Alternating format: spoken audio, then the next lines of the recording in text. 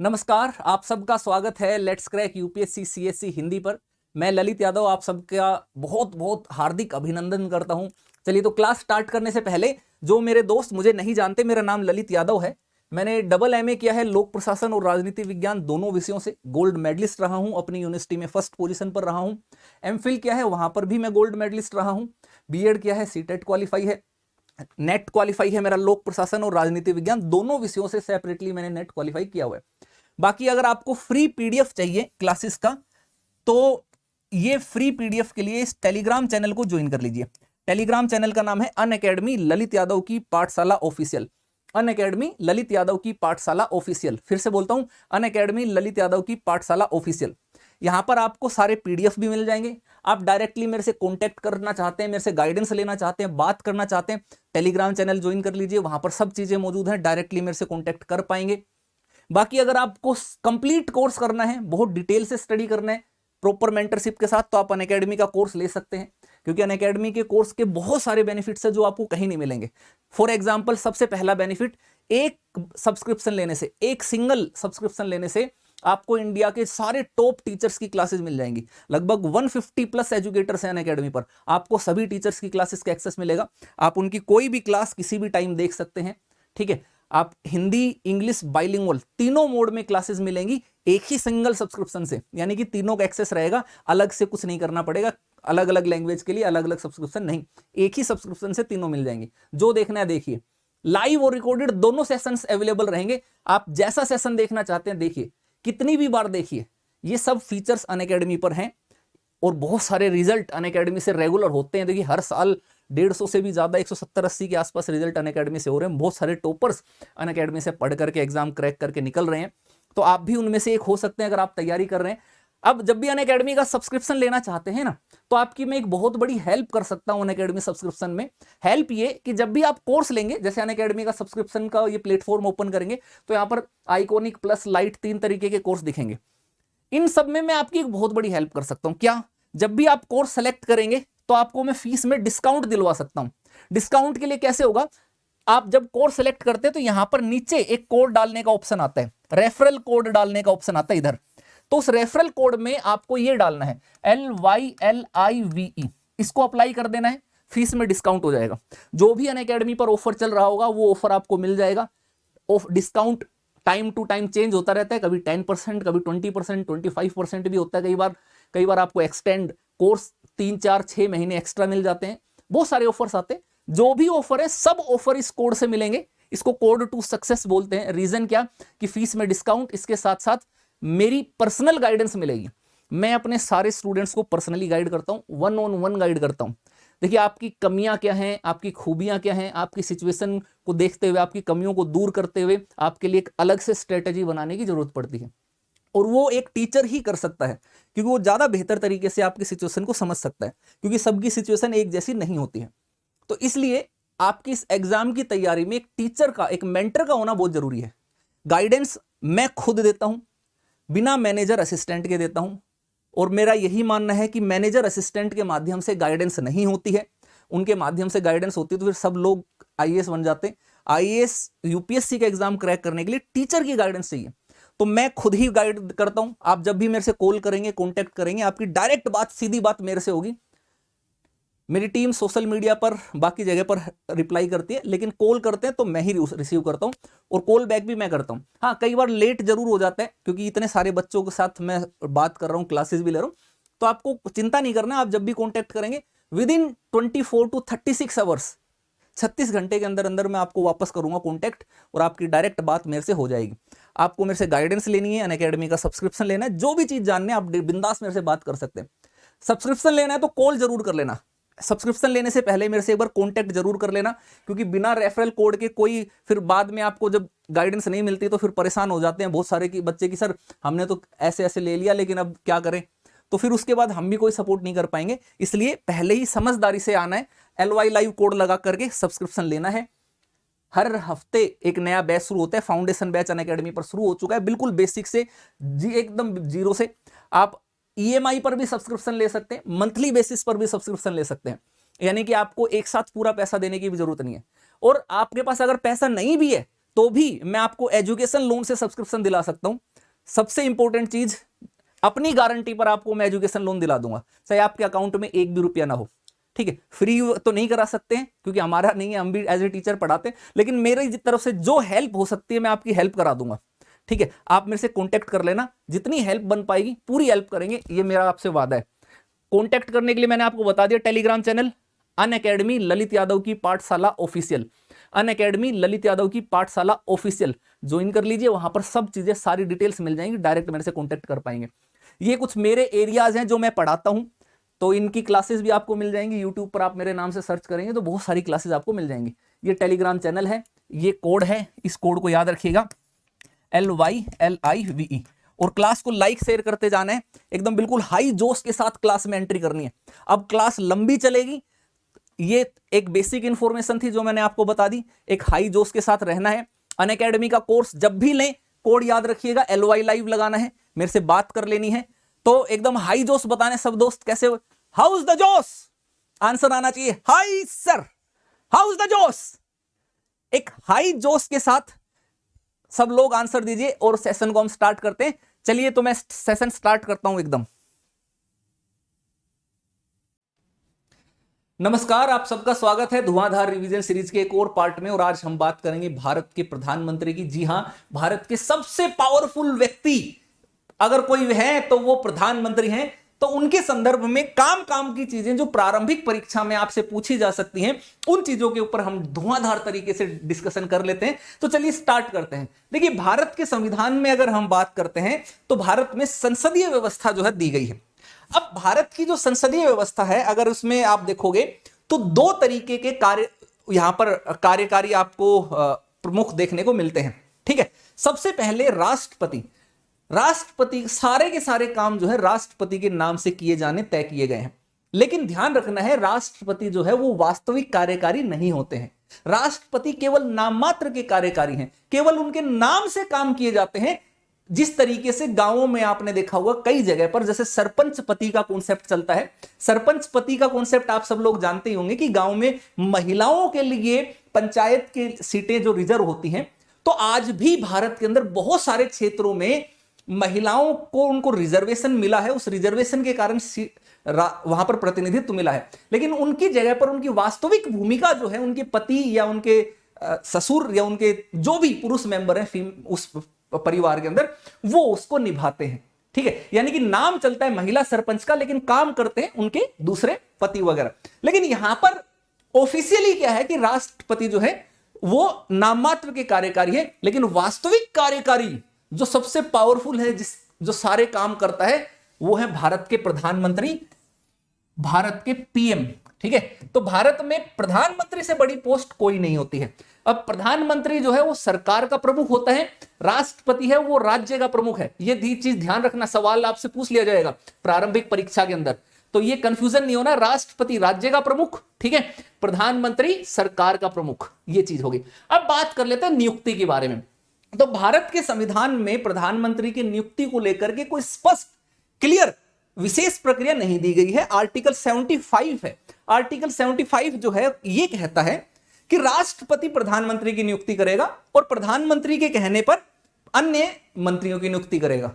बस इतनी चीज कही गई, ये नहीं किया गया कि कैसे नियुक्ति होगी, है ना, किस व्यक्ति को ही नियुक्त करना है।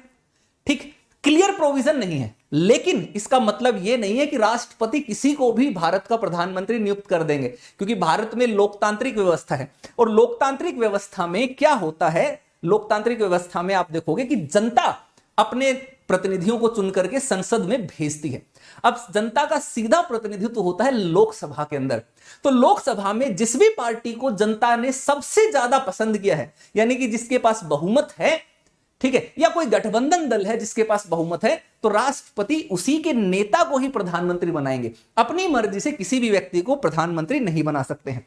ठीक है, इस चीज को ध्यान रखना। लेकिन अगर मान लेते हैं कोई स्पष्ट बहुमत में ना हो, कोई पार्टी जिसको स्पष्ट बहुमत नहीं मिला, या कोई गठबंधन दल है उसको स्पष्ट बहुमत नहीं मिला, तो ऐसी परिस्थिति में राष्ट्रपति के पास विवेकाधिकार आ जाता है कि वो किसी भी व्यक्ति को प्रधानमंत्री नियुक्त कर सकता है। ये चीज ध्यान रखना है। अब एक और चीज समझना है कि भारत के अंदर अगर हम प्रधानमंत्री के नियुक्ति से संबंध बात करते हैं, तो जैसे ये विवेकाधिकार की बात कर रहे हैं, तो ये विवेकाधिकार 1979 में पहली बार प्रयोग किया गया था, जब तत्कालीन राष्ट्रपति नीलम संजीव रेड्डी ने मोरारजी देसाई वाली जनता पार्टी के सरकार के पतन के बाद चरण सिंह को प्रधानमंत्री नियुक्त किया। और चरण सिंह एक ऐसे प्रधानमंत्री थे, एक ऐसी सरकार के प्रधानमंत्री थे जो अल्पमत में थी, ठीक है। तो अल्पमतीय सरकार के प्रधानमंत्री ये कुछ टाइम तक रहे, लेकिन साधारण तौर पर जिस भी पार्टी के पास बहुमत होगा, जिस भी गठबंधन के पास बहुमत होगा, उसका जो नेता होगा उसी व्यक्ति को प्रधानमंत्री नियुक्त किया जाता है। अब दूसरी बात यह समझना है कि किसी भी पार्टी को, किसी भी व्यक्ति को राष्ट्रपति बहुमत साबित करने से पहले ही प्रधानमंत्री नियुक्त कर सकता है, ठीक है। ऐसा जरूरी नहीं है कि कोई पार्टी जीत गई, उसके पास सबसे ज्यादा सीटें हैं, फुल मेजोरिटी भी आ गई और वो पहले बहुमत सिद्ध करे लोकसभा के अंदर, ऐसा कोई जरूरी नहीं है। राष्ट्रपति क्या कर सकता है, वो पहले किसी व्यक्ति को प्रधानमंत्री नियुक्त कर सकता है और नियुक्त करने के बाद उसको कह सकता है कि भाई 1 महीने के अंदर अंदर आप ये बता दो कि आपके पास बहुमत है कि नहीं, आप अपना बहुमत सिद्ध कर दो। कोर्ट में, दिल्ली हाई कोर्ट ने इस तरीके की चीजें कर रखी हैं। अब एक और प्रावधान है कि ये जरूरी नहीं है कि भारत का प्रधानमंत्री संसद के किसी भी सदस्य का चुना हुआ सदस्य नियुक्ति के समय हो। यह चीज ध्यान रखना, मैं बात कर रहा हूं नियुक्ति के समय। मान लेते हैं इलेक्शन होता है और किसी पार्टी का प्रधानमंत्री पद का उम्मीदवार है, वो इलेक्शन में हार जाता है, लेकिन उस पार्टी को बहुमत मिल जाता है, तो वो उस पार्टी का नेता है। तो ऐसी परिस्थिति में उस व्यक्ति को, पार्टी का जो नेता है, चाहे वो इलेक्शन हार ही क्यों ना गया हो, ऐसे व्यक्ति को भी प्रधानमंत्री नियुक्त किया जा सकता है। इसका मतलब यह है कि कोई भी ऐसा व्यक्ति जो संसद के किसी भी सदन का सदस्य नहीं है, ना लोकसभा का ना राज्यसभा का, उसको प्रधानमंत्री नियुक्त किया जा सकता है। लेकिन इसके पीछे एक टर्म एंड कंडीशन वाली बात भी है। टर्म एंड कंडीशन क्या लगती है, उस चीज को समझिए कि ऐसा व्यक्ति केवल 6 महीने तक ही प्रधानमंत्री की पोस्ट पर काम कर सकता है जो कि किसी सदन का सदस्य नहीं है। 6 महीने के अंदर अंदर उसको या तो लोकसभा या राज्यसभा में से किसी एक सदन की सदस्यता लेनी पड़ेगी। अगर वो सदस्यता नहीं लेते हैं तो सदन, उसकी प्रधानमंत्री की पोस्ट भी समाप्त हो जाएगी। ये चीज ध्यान रखना है। तो 6 महीने तक बिना संसद का सदस्य बने आप प्रधानमंत्री रह सकते हो, ठीक है, ये चीज ध्यान रखना है। अब इसके बाद ब्रिटेन में क्या होता है कि ब्रिटेन के अंदर जो प्रधानमंत्री बनता है वो उनके निचले सदन का ही सदस्य होता है, मैंडेटरी, अनिवार्य रूप से वहीं का होना चाहिए। लेकिन भारत में ऐसा नहीं है। भारत में प्रधानमंत्री लोकसभा से भी हो सकता है, राज्यसभा से भी हो सकता है, निचले सदन से भी हो सकता है, ऊपरी सदन से भी हो सकता है, दोनों ही सदनों से हो सकता है।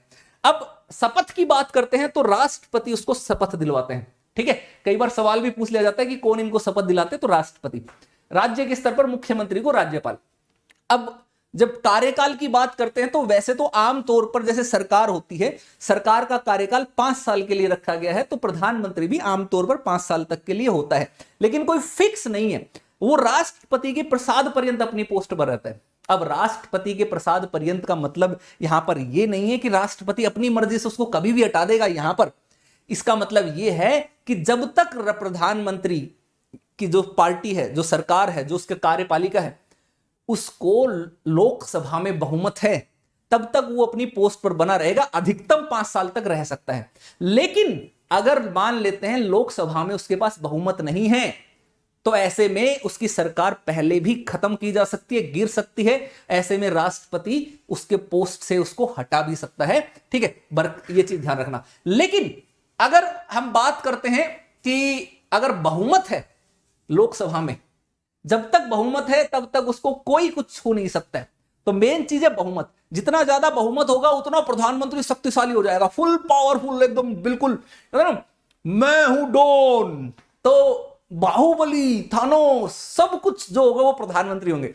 लेकिन अगर गठबंधन की सरकार है, मिले जुले सरकार है, मिले जुले पार्टियों की सरकार है, तो ऐसे में प्रधानमंत्री की भूमिका थोड़ी सी कमजोर हो जाती है।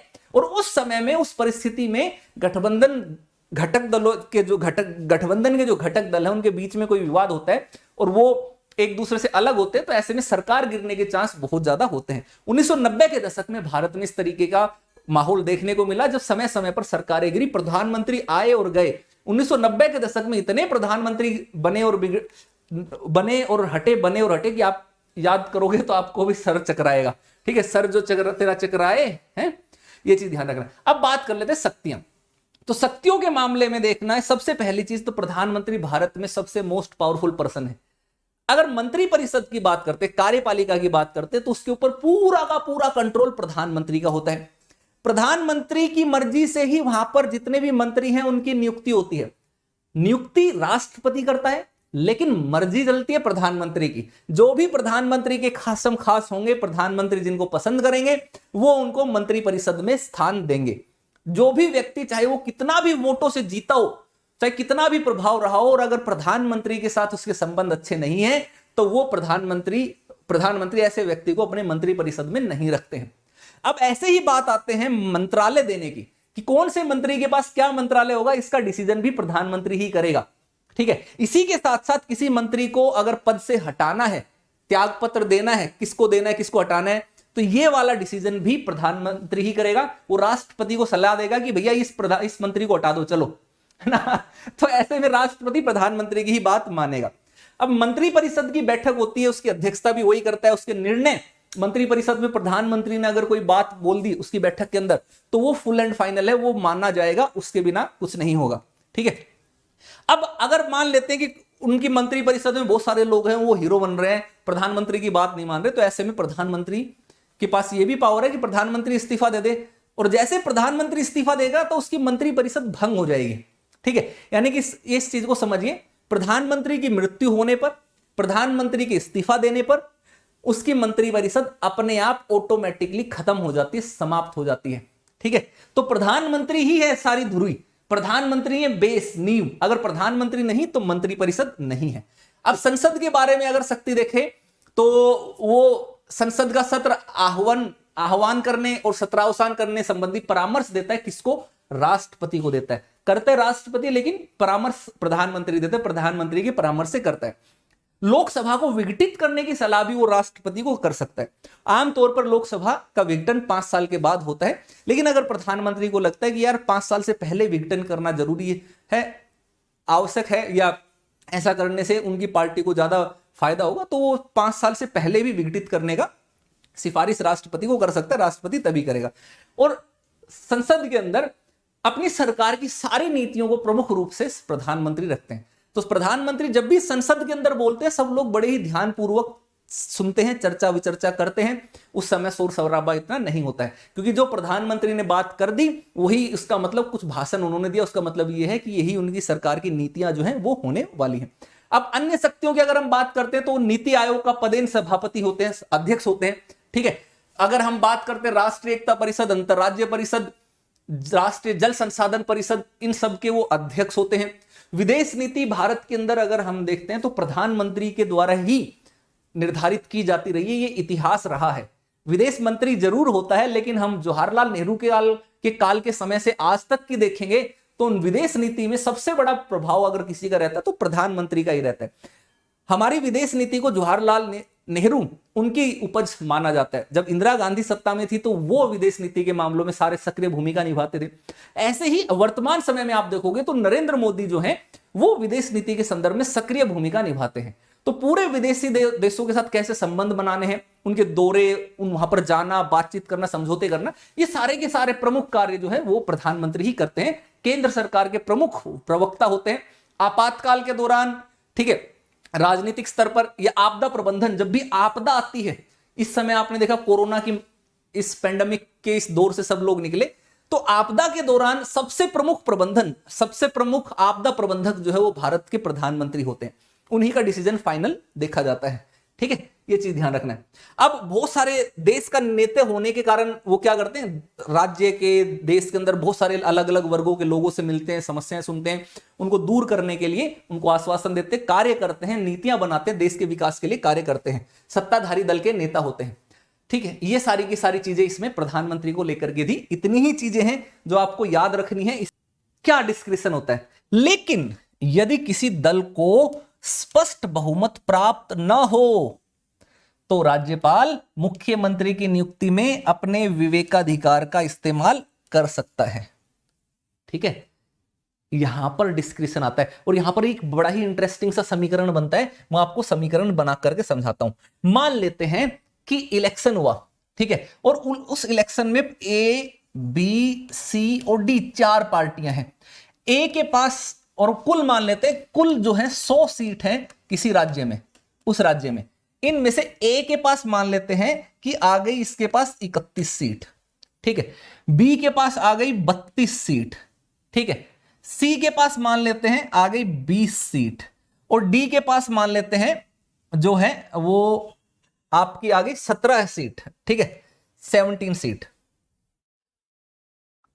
अब बहुमत होने के लिए, मेजोरिटी होने के लिए आपको 50 प्लस 1, 50% प्लस 1, यानी कि कुल 100 में से 51 सीट आपके पास होनी चाहिए, तो ही तो आपके पास बहुमत होगा, तो ही आप सरकार बना पाओगे। अब यहां पर बहुमत किसी के पास है नहीं, किसी भी पार्टी के पास, ठीक है। और लगभग 2 पार्टियां ऐसी हैं जिनके पास बराबर बराबर से सीटें हैं, और दोनों ही पार्टियां दावा कर रही है कि हम सरकार बनाएंगे, हम बनाएंगे सरकार, है ना, सरकार हम बनाएंगे। अब ऐसे मामले में राज्यपाल के पास आ जाती है पावर।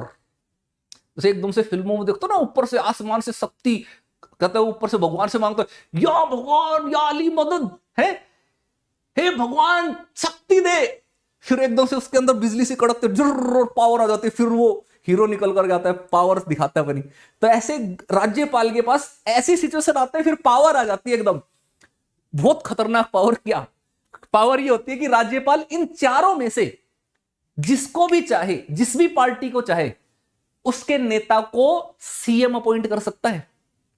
हालांकि होना यह चाहिए कि जिसके पास सबसे ज्यादा सीटें हैं पहले वो उसको न्योता दे, उसके नेता को मुख्यमंत्री नियुक्त करे कि हाँ भाई तुम्हारे पास सबसे ज्यादा सीटें हैं, तुम्हें मुख्यमंत्री नियुक्त किया जाता है। यह होना चाहिए, आदर्श स्थिति है। लेकिन भारत है, भारत में तो कुछ भी हो सकता है, कछु भी हो सकता है। यहां पर तो इसी तरीके के खेल खेले जाते हैं। जब भी ऐसी सिचुएशन होती है, केंद्र सरकार बड़ी ही सक्रिय भूमिका में आ जाती है उन राज्यों में, और फिर राज्यपाल को कह करके वो अपने इशारे पर नचवाती है। तो ऐसी परिस्थिति में राज्यपाल चाहे तो इस पार्टी के नेता को भी सीएम अपॉइंट कर सकता है और कह सकता है कि तुम बहुमत सिद्ध कर दो। 1 महीने का समय जरूर दिया जाएगा कि 1 महीने के अंदर बहुमत सिद्ध करना है। तो ऐसे में हो सकता है कि डी वाला सी से मिल जाए, ठीक है, और ए से भी मिल जाए, ठीक, और इन दोनों से मिलकर के बात करके बोले कि चलो हम तीनों गठबंधन कर लेते हैं। सबसे बड़ी पार्टी देखती रह गई, ये क्या हुआ मेरे साथ, कौन है ये लोग, कहां से आते हैं ये लोग। भारत में ऐसा होता है। अभी भी हाल फिलहाल में भी आप देखोगे, जो अभी कई सारे इलेक्शन हुए, प्रारंभ से देख लो आप, जब आजादी के बाद से खास करके 1980 के दशक से भारत में इस तरीके की प्रवृत्तियां देखने को मिलती हैं कि जब भी हंग असेंबली होती है तो राज्यपाल सबसे बड़ी पार्टी को सरकार बनाने का न्योता देने की बजाय छोटी पार्टी को बुला लेता है, ठीक है। तो यह भी किया जा सकता है। इस मामले में राष्ट्रपति, इस मामले में राज्यपाल बड़ा पावरफुल हो जाता है। लेकिन ऐसी सिचुएशन हर बार नहीं होती है। आमतौर पर क्या कर लिया जाता है कि या तो चुनाव पूर्व गठबंधन कर लिया जाता है, या इलेक्शन होने के तुरंत बाद कुछ पार्टियां आपस में मिलकर के समीकरण करके गठबंधन कर लेती हैं और फिर दावा पेश करती हैं। ये चीजें हो जाती हैं। तो ये एक सिचुएशनल सी परिस्थितिजन्य चीज थी जिसमें राज्यपाल अपने विवेकाधिकार का इस्तेमाल कर सकता है। इसका मतलब राज्यपाल के पास भी पावर है सिचुएशंस के कारण, ठीक है। अब संविधान में क्योंकि ऐसा कोई प्रावधान है नहीं, ये ऐसा क्यों होता है, इसका रीजन ये है कि भारत के संविधान में ऐसा कोई प्रावधान नहीं दे रखा कि भाई पहले आपको बहुमत साबित करना पड़ेगा तभी मुख्यमंत्री बनोगे, जाओ पहले बहुमत साबित करो फिर मुख्यमंत्री बने। वो अमिताभ बच्चन का डायलॉग होता ना, हाथ पे लिखा रहता है कुछ कि जाओ पहले उस व्यक्ति को पकड़ करके लिख कर आओ जिसने लिखा मेरे हाथ पर मेरा बाप चोर है, पकड़ के लाओ उसे, फिर उसके बाद में पकड़ गिरफ्तारी दूंगा। ऐसा कुछ नहीं है यहां पर। तो यह है कि किसी को भी मुख्यमंत्री नियुक्त किया जा सकता है और बाद में उसको कहा जाएगा कि हाँ भैया बहुमत साबित कर दो। पहले बहुमत साबित करना अनिवार्य नहीं है, इसीलिए राज्यपाल ऐसे समय में विवेकाधिकार का यूज कर लेता है, ठीक है। ये चीज ध्यान रखिए। कई बार प्रारंभिक परीक्षा में सवाल पूछ लिया जाता है, लाइन दे दी जाती है कि मुख्यमंत्री की नियुक्ति के समय उसको बहुमत प्राप्त दल का ही नेता होना जरूरी है। ये ध्यान रखना, इस तरीके से पूछ लिया जाएगा, स्टेटमेंट दे दी जाएगी, या यूं स्टेटमेंट दे दी जाएगी कि मुख्यमंत्री के पद पर वही व्यक्ति नियुक्त हो सकता है जिसने अपना बहुमत साबित कर दिया हो। ये गलत हो जाएगी स्टेटमेंट, ठीक नहीं है मेरे दोस्त, ठीक है। ध्यान रखना, आप लोग तो सारे समझदार हो, चलो अब अगली चीज पर चलते हैं। ठीक है, वो सेम कि एक समय के भीतर बहुमत साबित करने के लिए कह सकता है। अब यही नहीं, एक और इंटरेस्टिंग सी चीज बताता हूं, मजेदार सी चीज। चलो ये तो वो मामला हो गया जिसमें कम से कम वो विधायिका के सदस्य तो हैं, एमएलए तो हैं, लेकिन हमारे देश में तो ऐसा भी प्रावधान है कि मेरे दोस्त, कोई व्यक्ति जो कि विधायिका का सदस्य ही नहीं है उसके बावजूद भी मुख्यमंत्री बन सकता है। जी हां, बिल्कुल, एक ऐसे व्यक्ति जो राज्य विधानमंडल का सदस्य नहीं भी हो, 6 माह के लिए मुख्यमंत्री नियुक्त किया जा सकता है। यह भी प्रावधान है, इसका भी बड़ा फायदा उठाया जाता है। आपने अभी हाल फिलहाल में देखा होगा, पश्चिम बंगाल के इलेक्शन में ममता बनर्जी इलेक्शन हार गए थे, लेकिन उसके बाद भी मुख्यमंत्री बने, वो इसी प्रावधान का सहारा लेकर के बने। भारत में ऐसे असंख्य मुख्यमंत्री, कई सारे मुख्यमंत्री हैं जो कि इलेक्शन हारने के बावजूद भी मुख्यमंत्री बने, या सदन की सदस्यता ना होने के बावजूद भी मुख्यमंत्री बने। क्यों? क्योंकि उनके पास ये प्रावधान है, 6 महीने तक रह सकते हो। अब कहोगे सर 6 महीने के बाद क्या होगा? तो भाई 6 महीने के बाद वही होगा जो जनता चाहेगी। ठीक है, 6 महीने के अंदर अंदर उसको दोबारा से इलेक्शन कराना पड़ेगा, और इलेक्शन करा करके जीत करके आना पड़ेगा, अगर केवल विधानसभा है तो। ठीक है, और अगर किसी राज्य में विधान परिषद भी है तो उसके लिए बड़ा आसान हो जाएगा मुख्यमंत्री बनना। तो ऐसे में वो क्या करेंगे, जैसे महाराष्ट्र में हुआ था, उद्धव ठाकरे महाराष्ट्र के मुख्यमंत्री बने थे। वो कैसे बने थे? वो पहले मुख्यमंत्री अपॉइंट किए गए, फिर उन्होंने वहां की विधान परिषद की सदस्यता ली। विधान परिषद में नामांकन किया जा सकता है राज्यपाल के द्वारा, और राज्यपाल किनको नामांकित करेगा? जो कि राज्य की सरकार उसको रिकमेंड करेगी, है ना। तो अल्टीमेटली ये कई सारे टूल्स ऐसे हैं, हथियार ऐसे हैं कि मुख्यमंत्री की पोस्ट पर काबिज हो जाते हैं। तो पॉलिटी में मतलब सीधा सरल रास्ता है ही नहीं, रास्ता ऐसे निकलता है जलेबी की तरह, टेढ़ा टेढ़ा होकर के, सीधा कोई भी तरीका होता ही नहीं है। तो यही है भारत में कि कोई भी व्यक्ति है वो 6 महीने तक बिना विधायिका का, विधानमंडल का सदस्य बने भी मुख्यमंत्री रह सकता है, लेकिन 6 महीने के अंदर अंदर उसको या तो विधानसभा या अगर विधान परिषद है तो वहां पर उनमें से किसी ना किसी के लिए निर्वाचित होना पड़ेगा, नहीं तो उसकी पोस्ट जो है, मुख्यमंत्री का पद जो है वो समाप्त हो जाएगा। ठीक है, यानी कि मुख्यमंत्री जो है उसको विधानमंडल के दोनों सदनों में से किसी एक का सदस्य होना अनिवार्य है। ठीक है, एक का सदस्य होना पड़ेगा। 6 महीने वाला जो है वो अपवाद है। अब आप कहोगे सर कैसे होगा, तो मैं आपको समझाता हूं। निर्वाचित होने के 2 तरीके जो मैंने आपको बताए थे ना, उसको बड़े ही ध्यान से समझना। ठीक है, निर्वाचित होने के लिए 6 माह की अवधि है, तो उसके लिए क्या होगा, 2 तरीके होते हैं। अगर कोई राज्य है, एक राज्य है जिसमें केवल विधानसभा है, केवल विधानसभा है। भैया ये पेन तो बड़ा आवाज कर रहा है, फिर से हाथ से ही काम चलाते हैं, उंगली से ही लिख देंगे, इससे ही काम हो जाएगा। केवल अगर विधानसभा है तो ऐसे में क्या किया जाएगा, ऐसे में उस पार्टी का कोई जो पार्टी जिसको पास बहुमत है, उस पार्टी की कोई एक सीट, मजबूत सीट, जहां पर कोई कैंडिडेट बहुत भारी मतों से जीता है, एक तरफा जीत है, पार्टी की पकड़ है, लोग विश्वास करते हैं, अंधाधुंध वोट देते हैं, उस सीट को पहले क्या किया जाएगा, सीट को खाली कराया जाएगा, वैकेट कराया जाएगा। ठीक है, उस सीट के एमएलए को वहां से कुर्बानी मांगी जाएगी, बलि मांगी जाएगी। कहा जाएगा कि मुन्ना पार्टी हित में दे दो बलि, चलो समय आ गया है। ठीक है, अंगूठा काट करके देने का, दे दो अंगूठा, अब तुम्हारी बाद में जरूरत पड़ेगी। तो वो इस्तीफा देगा वहां से बेचारा। जब वो इस्तीफा देगा तो उसके बाद सीट खाली हो जाती है। सीट खाली है तो 6 महीने के अंदर इलेक्शन कराना जरूरी है। तो उस इलेक्शन को बोला जाता है उपचुनाव, उपचुनाव बोला जाता है।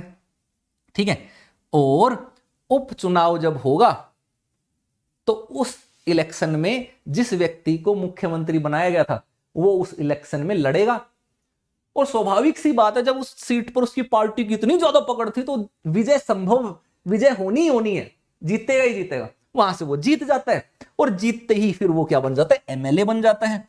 और एमएलए बन करके फिर राज से ठाड़ जाता है, मुख्यमंत्री है, अब हम बाहुबली अब दिखाते हैं।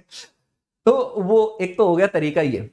लेकिन कोई ऐसा राज्य है जहां पर दोनों सदन है, जहां पर विधान परिषद भी है, अगर हम बात करते हैं विधान परिषद भी है, तो वो विधान परिषद में दो तरीके से आ सकता है। एक तो विधान परिषद में चुनाव होते हैं, तो विधान परिषद के चुनाव के माध्यम से आ सकता है, या नामांकन के माध्यम से। नामांकन कौन करेगा? राज्यपाल करेगा। ठीक है, तो राज्यपाल करेगा, तो इस तरीके से वो सदस्यता ले सकता है, मुख्यमंत्री बना रह सकता है। तो ये हो गए भाई मेरे दोस्त प्रावधान मुख्यमंत्री को लेकर के। ठीक है, तो अब मुद्दा आ जाता है, मुख्यमंत्री बन गया तो मुख्यमंत्री के लिए उसको शपथ दिलाई जाती है, ओथ। फिल्मों में देखते हो ना, मैं शपथ लेता हूं कि आज के बाद, है ना, मैं सिर्फ पढ़ाई करूंगा, पढ़ाई के अलावा कुछ नहीं करूंगा, है ना, लड़के का चक्कर लड़की का चक्कर दोनों छोड़ देंगे, सिर्फ और सिर्फ अपने एम पर ध्यान रखेंगे, आईएएस बनने के। वो इस तरीके की शपथ हालांकि स्टूडेंट्स लोग कई बार जज्बे में जरूर लेते हैं, लेकिन बाद में उसके ऊपर टिक नहीं पाते। नए नए स्टूडेंट्स आते हैं, मैंने कई बार देखा है, वो एकदम जोश से लबरेज भरे हुए पढ़ने के लिए, और थोड़े टाइम के बाद जब क्लास देखते हैं तो जोड़े बनने शुरू हो जाते हैं। पहले ऑफलाइन में मैं भी कोचिंग लेता था, बहुत पहले की बात है, तो हम जब फिर वहां पर कोचिंग के बाद देखते थे, थोड़ा मैनेजमेंट में भी रहे, बाद में मैनेजमेंट भी संभाला, तो हम देख रहे होते थे कि नई नई क्लास आई है, नए नए बच्चे आए हैं, खूब सारे आए हैं। एक हफ्ते के बाद फिर हम देखने लगते थे कि कई सारे जोड़े बन गए वहां पर, कि कितने सारे जोड़े हैं, और ऐसा ही होता था। फिर उसके बाद पढ़ाई के बजाय फिर वो जोड़े ही चल रहे होते थे, फिर अलग ही चीजें चल रही होती थी।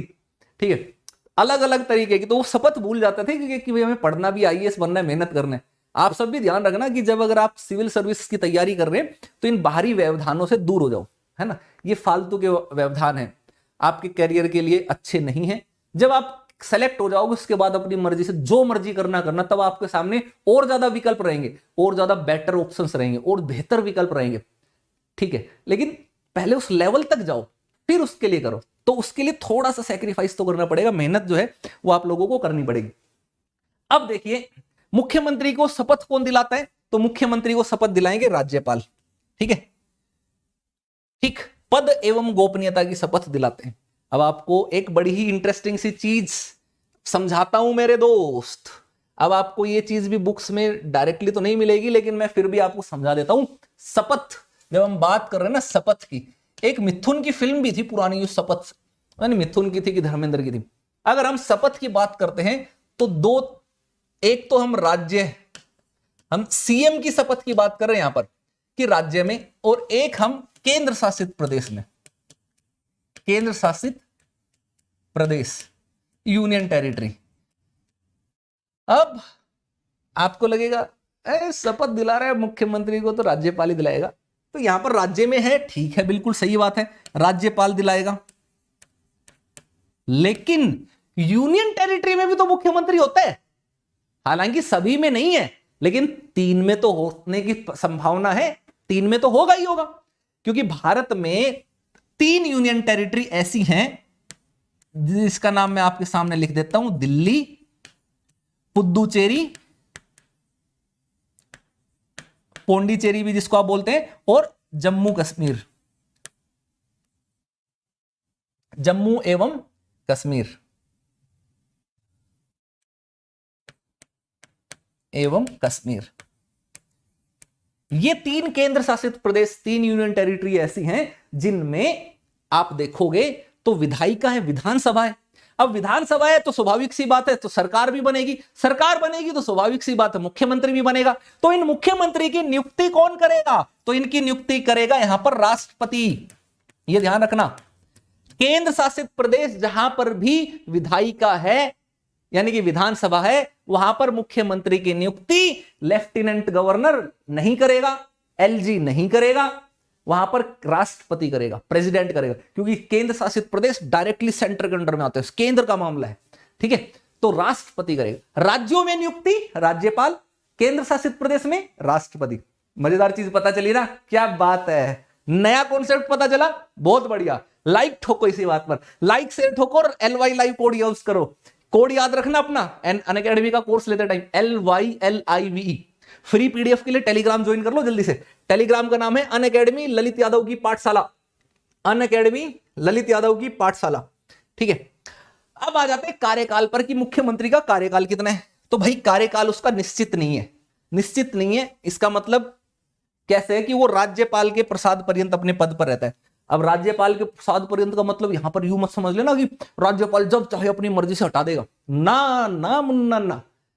राज्यपाल, भारत में संसदीय व्यवस्था है, इसका मतलब यह है कि मुख्यमंत्री को हटाने की कोई प्रक्रिया स्पष्ट तौर पर क्लियरली नहीं लिखी गई है। उसको इस चीज पर उसका कार्यकाल निर्भर करता है कि उसके पास बहुमत कब तक है। अगर उसकी सरकार के पास, उसकी पार्टी के पास पूर्ण बहुमत है तो वो 5 साल तक अधिकतम मुख्यमंत्री रह सकता है एक बार में। फिर दोबारा इलेक्शन होगा, दोबारा चुन जाओ, दोबारा मुख्यमंत्री बन जाओ, दोबारा 4, 5, 20, जब तक जिंदा हो जब तक बनते रहो। मुख्यमंत्री बनेंगे जब तक है जान, जब तक है जान, जब तक है जान, ना तेरी आंखों की नमकीन गुस्ताखियां, इस तरीके से कुछ डायलॉग था ना। तो ऐसे ही वो सीट इतनी प्यारी हो तो सीट के लिए वो जब तक है जान लड़ते हैं। तो एक व्यक्ति कितनी भी बार मुख्यमंत्री बन सकता है, एक बार में अधिकतम 5 साल के लिए बन सकता है, लेकिन वो फिक्स नहीं है कि 5 साल तक टिका ही रहेगा। वो निर्भर करता है कि विधानसभा में उसके पास बहुमत है कि नहीं। अगर बहुमत नहीं है तो पहले गिर जाएगी सरकार, सरकार गिर जाएगी तो मुख्यमंत्री अपने पद से हट जाएगा। ठीक है, ये रहेगा। अब इसकी कुछ शक्तियां और कार्य देख लेते हैं। अपने मंत्री परिषद के मामले में बाहुबली है मुख्यमंत्री। जिस तरीके से केंद्र में पीएम बाहुबली था, राज्य में मुख्यमंत्री बाहुबली है। कोई भी मंत्री की नियुक्ति राज्यपाल तभी करेगा जब मुख्यमंत्री कहेगा। तो इसका मतलब मुख्यमंत्री के अगर कोई करीबी है, चहेते हैं, खास व्यक्ति हैं, वो उनको नियुक्त करवा सकता है। अगर मुख्यमंत्री का कोई चहेता नहीं है, मुख्यमंत्री उसको बाहर निकालेगा, चलो साइड, कितना भी बड़ा नेता हो जाए। तो पूरी की पूरी दादागिरी जो है यहां पर मुख्यमंत्री की चलती है। राज्यपाल अपनी मर्जी से किसी भी मंत्री को नहीं नियुक्त करेगा और ना ही उनको हटाएगा। हटाने के काम भी राज्यपाल करता है मुख्यमंत्री के कहने पर ही। ऐसे ही किसी भी मंत्री के जो विभाग, उनको कौन सा विभाग देना है, किस विभाग को बदलना है, यह सारा डिसीजन भी मुख्यमंत्री का होता है। ठीक है, अब मान लेते हैं मतभेद हो गया किसी मंत्री के साथ। होता है कई बार ईगो में आ जाते हैं कई सारे, और कई बार कई मंत्री होते हैं वो अलग तरीके से सोचते हैं, मुख्यमंत्री अलग तरीके से सोचते हैं। अब अगर मान लेते हैं मतभेद हो गया किसी मंत्री का मुख्यमंत्री का, तो मंत्री का टिकना फिर आसान नहीं है। फिर तो मंत्री गया बस समझो। फिर ऐसे में मुख्यमंत्री क्या कहेगा कि भाई एक काम करो, इज्जत बचानी, चुपचाप से इस्तीफा दे दो, इससे पहले कि मैं अपने मंत्रिमंडल में फेरबदल करूं, राज्यपाल से कह करके तुझे हटवाऊं, किसी और को लाऊं। ठीक है, तो वो त्याग पत्र देने के लिए कह सकता है। ऐसे में भी अगर कोई नहीं माने, अकड़ू है, तो ना मैं नहीं उठ रहा, मैं अपनी पोस्ट पर बैठा रहूंगा, कर लो जो करना है, तो कहेगा राज्यपाल को, राज्यपाल जी जरा बर्खास्त कीजिए इनको, खल्लास, मामला खत्म, है ना, दी एंड, मंत्री की पोस्ट खत्म। कहने का मतलब मंत्रियों की नियुक्ति, उनकी बर्खास्तगी, उनके विभागों का फेरबदल, कौन सा विभाग मिलना है कौन सा नहीं मिलना, सब कुछ सीएम के हाथ में। ठीक है, अब मंत्री परिषद की जब भी बैठक होती है ना, तो उसकी अध्यक्षता हमेशा सीएम करता है, और मंत्री परिषद की बैठक की अध्यक्षता करके सारे निर्णयों को प्रभावित करता है। जो सीएम का निर्णय होता है वही मंत्री परिषद का निर्णय होता है, अगर पूर्ण बहुमत है। अगर बहुत ज्यादा गठबंधन की सरकार है, किसी बहुत ज्यादा दल शामिल है, तब थोड़ा मामला गड़बड़ा जाता है। लेकिन आमतौर पर अगर पूर्ण बहुमत या एक पार्टी के पास अच्छा खासा वहां पर संख्या है, वहां पर आंकड़ा है, तो मंत्री परिषद की बैठक में सीएम की ही चलती है। सीएम ने जो कह दिया वो डिसीजन फुल एंड फाइनल। अब ऐसे में मान लेते हैं मंत्री परिषद अपना वो कर रही है, दादागिरी कर रही है, गठबंधन की सरकार है। ठीक है, मंत्री परिषद में अलग अलग पार्टियों के, अलग अलग गठबंधन दलों के मंत्री हैं, और वो सीएम की बात नहीं सुन रहे, गुस्सा कर रहे हैं। जैसे होता है ना कि बचपन में आप शरारती हो जाते हैं, कई बार 3-4 बच्चे मम्मी को तंग कर रहे हैं, मम्मी का कहना ही नहीं मान रहे, मम्मी कह रही कि अरे बच्चों बैठ जाओ, शांति से बैठ जाओ, खाना बना लेंगे, ये कर लेंगे, खाना बनाने दो, काम करने दो, नहीं सुन रहे, तो मम्मी नाराज हो जाती, जाओ बना लो अपना खाना, तुम, मैं नहीं बना रही, आज से खाना ही बनाना बंद, है ना। और जब ऐसे चीजें सुनते थे सारे बच्चे शांत हो जाते थे, तसल्ली से, सबकी अकल ठिकाने आ जाती थी कि क्या करें, तो वो काम करना छोड़ दिया। ऐसे ही मुख्यमंत्री के पास पावर है कि अगर उसकी मंत्री परिषद उसके साथ मिलजुल करके कार्य नहीं कर रही, सहमत नहीं है, तो मुख्यमंत्री इस्तीफा दे देगा।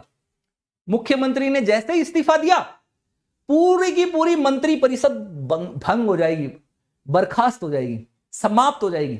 ठीक है, क्योंकि मंत्री परिषद का मुखिया जब तक है तब तक मंत्री परिषद है, मुखिया ही नहीं तो मंत्री परिषद नहीं। ये पुराने वाले दौर में आपने देखा होगा, कभी युद्ध होते थे तो युद्धों में आपने देखा होगा कि सेना युद्ध करने जाती थी तो उसके सेनापति सबसे प्रमुख भूमिका निभाते थे। अगर किसी युद्ध में किसी सेना का सेनापति मार दिया गया तो पूरी की पूरी सेना हथियार डाल देती थी कि भैया अब तो सेनापति नहीं है, अब तो क्यों लड़े, कैसे लड़े, किसके नेतृत्व में लड़े, लो हथियार डाल दिए। ऐसे ही मंत्रिपरिषद के संदर्भ में मुख्यमंत्री इस्तीफा देता है या उसकी मृत्यु हो जाती है तो मंत्रिपरिषद भंग हो जाएगी, ठीक है। लेकिन कोई और मंत्री अगर पोस्ट खाली करता है, इस्तीफा देता है, तो ऐसे में मंत्रिपरिषद में कोई फर्क नहीं पड़ेगा। ऐसे में तो मुख्यमंत्री है ना, वो बुलाएगा, अच्छा जा रहे हो, जाओ जाओ जाओ, कोई दिक्कत नहीं है ना। बहुत सारे लोग हैं हमारे पास, किसी भी अपने खास व्यक्ति को मंत्री की पोस्ट दे देगा, ठीक है। तो ये होता है। वह महत्वपूर्ण अधिकारियों जैसे महाधिवक्ता, राज्य लोक सेवा आयोग के अध्यक्ष एवं सदस्यों और राज्य निर्वाचन आयुक्त आदि की नियुक्ति के संबंध में राज्यपाल को परामर्श देता है। यानी कि जो जितनी भी इंपॉर्टेंट अपॉइंटमेंट्स होती है ना राज्य के स्तर पर, वो अपॉइंटमेंट तो करता है राज्यपाल, लेकिन राज्यपाल अपनी मर्जी से नहीं करता, अपने डिस्क्रिप्शन से नहीं करता। या तो मुख्यमंत्री की अध्यक्षता वाली समिति के आधार पर करेगा या मंत्रिपरिषद की रिकमेंडेशन पर करेगा, किसी समिति के रिकमेंडेशन पर या मुख्यमंत्री की जो मंत्रिपरिषद है उसके कहने पर। इन सभी में भी मुख्यमंत्री होते हैं, इसका रोल जो है देखने को मिलता है। तो आमतौर पर जितनी भी नियुक्तियां होती हैं राज्य के स्तर पर, उन सभी नियुक्तियों में मुख्यमंत्री सक्रिय भूमिका निभाते हैं और इन्हीं की मर्जी के व्यक्ति वहां पर नियुक्त होते हैं, ठीक है। अब सदन का नेता भी होता है मुख्यमंत्री। सदन के नेता यानी कि मान लें विधानसभा के हैं तो विधानसभा का नेता हो जाएंगे, तो उसके नेता होने के नाते कुछ शक्तियां, जैसे वह राज्यपाल को विधानसभा का सत्र बुलाने एवं उसे स्थगित करने के संबंध में सलाह देता है। राज्यपाल को किसी भी समय विधानसभा विघटित करने की सिफारिश कर सकता है, सभा पटल पर सरकारी नीतियों की घोषणा करता है, ठीक है। यानी कि सदन के नेता होते टाइम भी वहां पर वो बहुत महत्वपूर्ण भूमिका निभाता है। अगर उसको लगता है कि यार विधानसभा का सत्र जो है इसको अब स्थगित कर देना चाहिए, कुछ समय ज्यादा हो गया है ना, हमें थोड़ा टाइम चाहिए सरकार को और बेहतर तरीके से निर्णय लाने के लिए, चीजें करने के लिए, तो वो इसके लिए वो राज्यपाल को सलाह दे सकता है। अगर नया सत्र बुलाना है तो सत्र बुलाने के लिए भी वो इस तरीके की सलाह दे सकता है राज्यपाल को कि हाँ भी तो सत्र का समय हो गया, चलिए बुला लीजिए, काम करते हैं। अगर राज्यपाल मुख्यमंत्री को लगता है कि भाई वर्तमान में हमारी पार्टी की पकड़ बड़ी मजबूत है लोगों पर, लोग बड़े खुश हैं, तो अगर मान लेते हैं कि अभी इलेक्शन करा लेंगे तो हमारी पार्टी फिर से जीत जाएगी, लेकिन अगर हम 6 महीने 1 साल तक वेट करेंगे तो हो सकता है हमारी पार्टी हार जाए, कोई दिक्कत हो जाए। तो ऐसे में समय से पहले भी वो अपनी विधानसभा को विघटित करवा सकता है, ठीक है। क्या करा सकता है? विघटित, समाप्त, ताकि नया इलेक्शन हो जाए। ये ध्यान रखना, विघटित होने पर नया ही इलेक्शन होगा, ठीक है। तो वो विघटित करवा सकता है, नया इलेक्शन करवा सकता है, ये भी उसके पास पावर है। विधानसभा में और किसी की बात कोई सुने ना सुने, लेकिन मुख्यमंत्री जब भी बोलेगा उसकी बात सब लोग बड़े ध्यान से सुनते हैं, क्योंकि मुख्यमंत्री के मुंह से निकले हुए शब्द जो हैं वो वही शब्द हैं जो सरकार की नीतियां बनती हैं, जिसके माध्यम से सरकार कार्य करने वाली है। क्या करना है क्या नहीं करना वो सब इसके द्वारा स्पष्ट होता है। तो इनको थोड़ी सी फिर भी इज्जत रिस्पेक्ट मिलता है। उस समय आप देखना सब लोग शांत बैठे रहते हैं, सुनते हैं चुपचाप से। तो ये मुख्यमंत्री की शक्ति होती है। कुछ और भी प्रमुख भूमिका निभाते हैं, जैसे राज्य योजना बोर्ड, उसके अध्यक्ष होते हैं।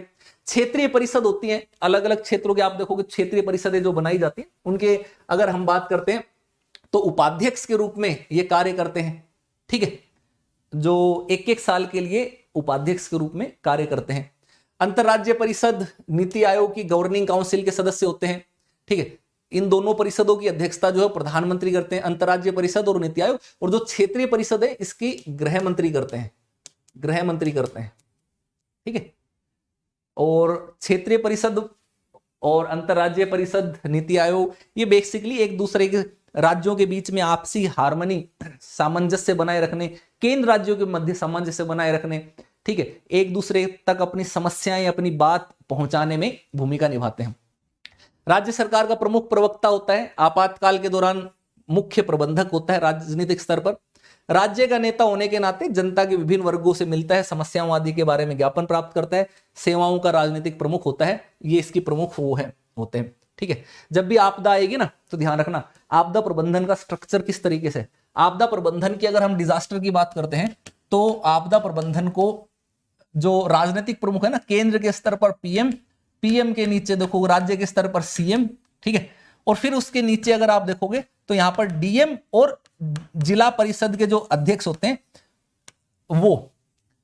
वो सह अध्यक्ष होते हैं। तो राज्य के स्तर पर आपदाओं का सबसे प्रमुख व्यक्ति अगर कोई है, सीएम है। तो सीएम कोई भी डिसीजन लेता है आपदा के प्रबंधन के संदर्भ में, वो बहुत महत्वपूर्ण माना जाता है और तुरंत प्रतिक्रिया, तुरंत प्रक्रिया जो है वो यहां पर करता है।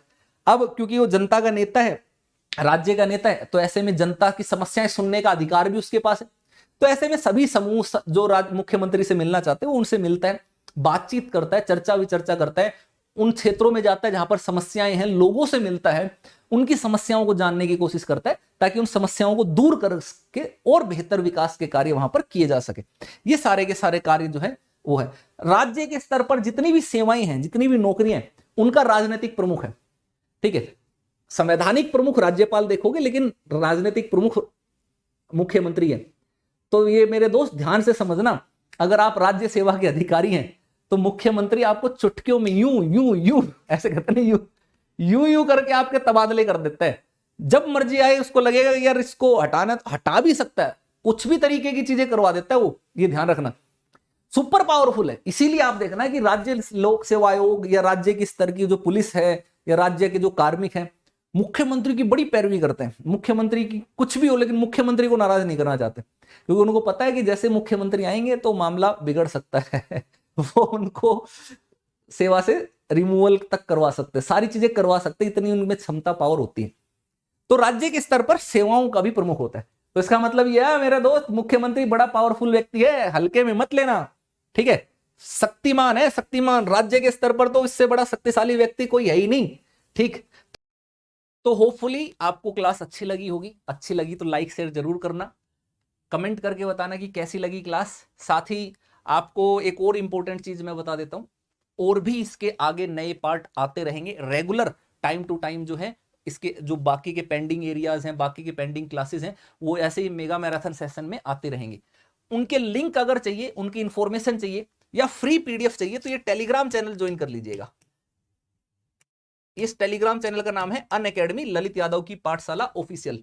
फिर से बोलता हूं, अनअकैडमी ललित यादव की पाठशाला ऑफिशियल, अनअकैडमी ललित यादव की पाठशाला ऑफिशियल, अनअकैडमी ललित यादव की पाठशाला ऑफिशियल। इसको ज्वाइन कर लीजिएगा। यहां पर आपको सारी चीजें अवेलेबल है, आप मेरे से कांटेक्ट भी कर पाएंगे, डायरेक्ट मेरे कांटेक्ट के सब चीजें यहां पर हैं, ठीक है। जब भी कांटेक्ट करें करना। और अनअकैडमी का कोर्स अगर आप लेने का प्लान कर रहे हैं तो ये रेफरल कोड याद रखिएगा, LYLIVE, इस कोड को अप्लाई करके लेना। आपको मैं 1-on-1 गाइड करूंगा, एग्जाम पास होने तक कोई प्रॉब्लम नहीं आने देंगे, ये चीज ध्यान रखिएगा। बिना मैनेजर असिस्टेंट के डायरेक्ट बात आपकी मेरे से होगी जब भी कॉल करेंगे। कॉल बैक आपको मैं ही करूंगा, अगर मैं रिसीव नहीं कर पाया तो विदिन 36 आवर्स आपके पास मैं कॉन्टेक्ट कर लूंगा, ठीक है। क्योंकि एक टीचर ही आपको सही गाइड कर सकता है, मैनेजर असिस्टेंट से गाइडेंस नहीं मिल सकती है। तो ये चीज ध्यान रखना है, क्योंकि बाद में आप कोर्स लेने के बाद फिर परेशान होते हैं कि सर हमने तो फलाना फलाना कोर्स से ले लिया, लेकिन अब गाइडेंस नहीं मिल रही, क्या करें। तो उसमें हम भी कोई हेल्प नहीं कर पाएंगे, ये चीज ध्यान रखिएगा। तो आपको पहले से ही सतर्क रहना है। जब भी सब्सक्रिप्शन लें, एक बार मेरे से कांटेक्ट जरूर कर लेना है, बात जरूर कर लेना है, डायरेक्ट बात होने पर ही लेना। बाकी जितनी भी हेल्प हो पाएगी वो हेल्प भी हम कर देंगे। आप फाइनेंशियली वीक हैं, अकाउंट में कोई पैसा नहीं है, तो भी मैं अपनी गारंटी पर आपका एजुकेशन लोन से सब्सक्रिप्शन करा दूंगा, ईएमआई पर, बड़ी ही कम ईएमआई पर। जो भी हेल्प, जो भी सपोर्ट मेरे से हो पाएगी, वो सपोर्ट, वो हेल्प मैं आपके लिए एग्जाम पास होने तक करूंगा। कभी भी कोई प्रॉब्लम आपके लिए नहीं आने देंगे। कोड लेकिन याद रखना है LY लाइव, जब भी कोर्स ज्वाइन करें कोड यही लगाना है LY लाइव, ठीक है। हर हफ्ते नए बैच आते हैं, ये मेरे कुछ कोर्सेज हैं जो मैं पढ़ाता हूं, ये आप देख लीजिए। ये मेरा टेलीग्राम चैनल है, इसको ज्वाइन कर लीजिएगा। और ये मेरा कोड है, रेफरल कोड याद रखना है आपको, इसका नाम है LYLIVE, रेफरल कोड याद कर लीजिए बस। आपकी सारी समस्याओं का समाधान इस रेफरल कोड में है। बाकी मेरे से कांटेक्ट कर लीजिए, आपको कोई भी जानकारी चाहिए, कोई भी हेल्प चाहिए, डायरेक्ट टेलीग्राम चैनल ज्वाइन कीजिएगा। टेलीग्राम चैनल पर सब कुछ है, वहां से आप डायरेक्ट मेरे से कांटेक्ट कर पाएंगे, यहाँ पर सारी डिटेल्स आपको मिल जाएंगी। चलिए, तो आप सबको मेरी तरफ से बेस्ट विशेष शुभकामनाएं।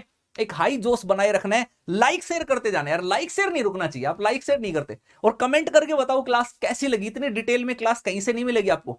और हाउस द जोश का आंसर देंगे सभी लोग, हाउस द जोश आंसर आना चाहिए, हाई सर। बहुत बढ़िया, बहुत बढ़िया। यही हाई जोश आपको बनाए रखना है, इसी हाई जोश के साथ रहना है, ठीक है। चलिए, तो इसी हाई जोश के साथ क्लास को एंड करते हैं। आपसे मिलते हैं जल्दी ही, नए नए सेशंस, नए नए टॉपिक्स के साथ नई नई वीडियोस आपके लिए रेगुलर इस तरीके की मेगा मैराथन सेशन क्लासेस में लाता रहूंगा। चलिए आप सबको मेरी तरफ से बेस्ट विशेष शुभकामनाएं। आप सबको जय हिंद, जय भारत, लेट्स क्रैक इट।